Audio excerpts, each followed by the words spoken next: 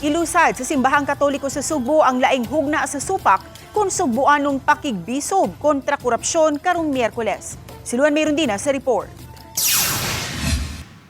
Dungan kini sa ika-40 katuig nga kasumaran sa 1986 EDSA People Power Revolution karong Pebrero 25, 2026. Sa iyang social media page, gipahibaw ni Arsobispo sa Sugbo Alberto Uy nga buksan ang supak activities sa usa ka santos nga misa nga sa ulugon sa Pilgrim Center sa Basilica Minore del Santo Niño.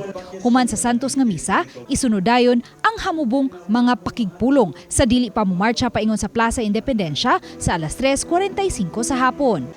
Sa alas 4:05 sa hapon, ipahigayon ang panagtagbo sa nagkalain-laing grupo nga miambit sa mga mithi sa supak kung sugbuanong pakigbisog kontra korupsyon. Pag-abot sa alas 4:30 sa hapon, ipahigayon ang yukbo ang konsyerto.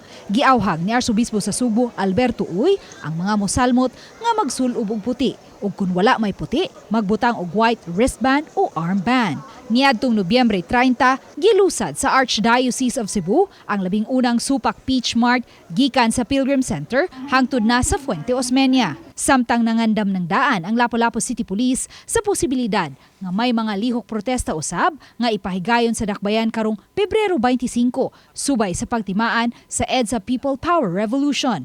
Kinibisan pa man kung ang mga peace rally o lihok protesta masentro kanunay sa dakbayan sa Sugbo. Mato ni Police Captain Edsel Pitesio, Information Officer sa Lapu-Lapu City Police Office, nga nahanay na ang ilang ipatumang security plan sunod simana. Nagkandak sila og intervention, ma'am. So far, wala sila na monitor man movement sa umabot na 2025 at February 25 na trillion piso rally, ma'am.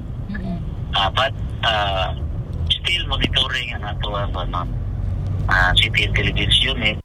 Uban ni Clans Gabutin o Rod Prado, Luan Mayrondina, Balitang Bisda.